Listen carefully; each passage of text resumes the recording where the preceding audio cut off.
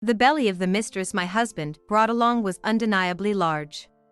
My mother-in-law looked completely dumbfounded. My husband gave a sly grin. Had he always smiled so maliciously? When we first met, he wasn't this unreasonable. Hey, just to confirm, the child in her belly is... Oh, yeah, it's mine. She's about 9 months pregnant, right? Your child? Really? That's what I said. Get lost, you defective infertile woman. The mistress grinned gleefully. My husband is one thing, but this woman is just as bad. What a horrible personality. She clearly enjoys the situation. It looks like I'll have to put an end to both my husband and this woman. He probably thinks I don't know anything. In fact, I know far more than he does. Fine, but you can't be the father, Sebastian. Because the child in her belly. The confident smile vanished from my husband's face. He seemed shocked by my words. The mistress turned pale too. The tables had turned. Now, I held the upper hand. I decided to reveal the mistress's secret to my stunned husband. My name is Riley, 31 years old. I work in administration at a company that deals with vinyl products. I ran into Sebastian, my college classmate, through work about 3 years ago. Huh? Riley? Do you work here? Sebastian! Long time no see. Back in college, Sebastian and I were in the same light music club. We started dating and got married about 6 months later. Sebastian had already lost his father to illness, and I didn't have a mother. She passed away in a car accident on her way to work when I was young. My mother-in-law was very kind and treated me like her own daughter since I had never known a mother's warmth. Let's have a long and happy life together, Riley. Yes, thank you, Mom. I'm looking forward to it too. Thus began our happy married life. But the only time I had no complaints was at the beginning. Soon, I began to suffer because of my husband. The problem we faced was that we couldn't have children. Even after 2.5 years of marriage, I still hadn't gotten pregnant. It's strange.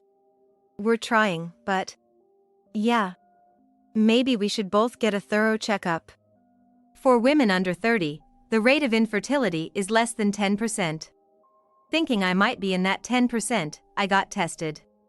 The results showed no issues.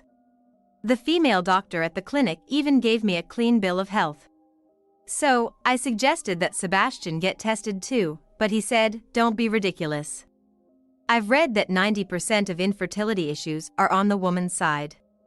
I've always been healthy, so there's no way there's a problem. Testing is pointless." He refused to get tested at all.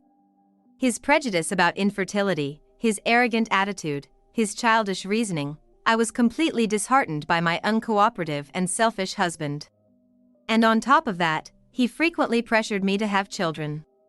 Aaron, my colleague, got married around the same time as us, and they're already expecting their second kid.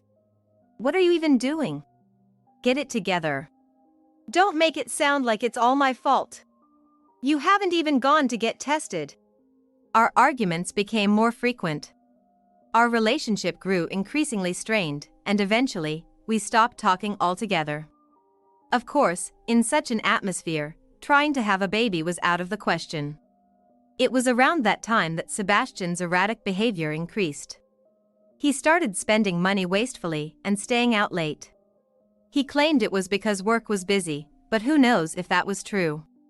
There was hardly any change in his pay stubs, so I was pretty sure he was lying. What caught my attention was how much effort he suddenly put into his appearance. It was like when we first started dating, he was really concerned about how he looked.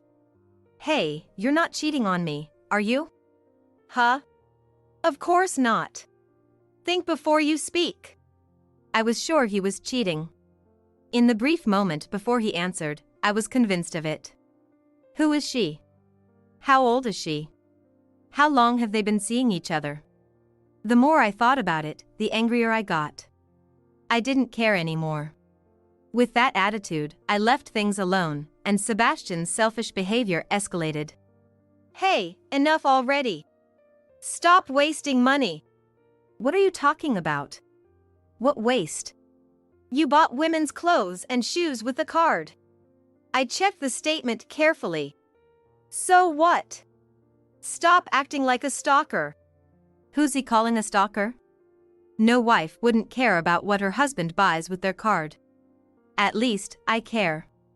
Especially if he's spending it on another woman.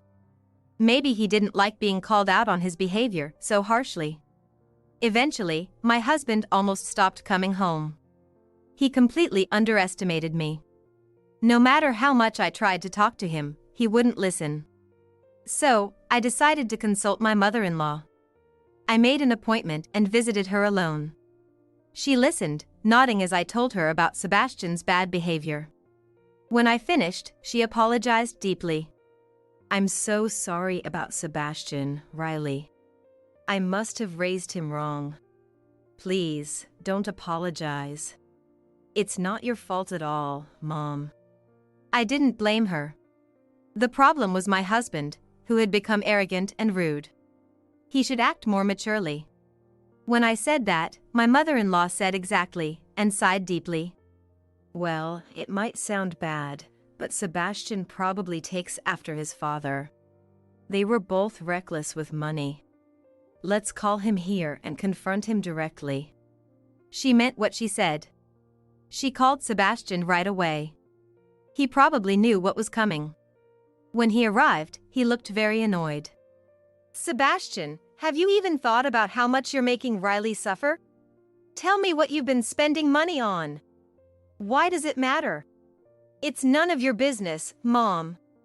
Of course, it's my business. Ugh, you're so annoying. Just leave me alone.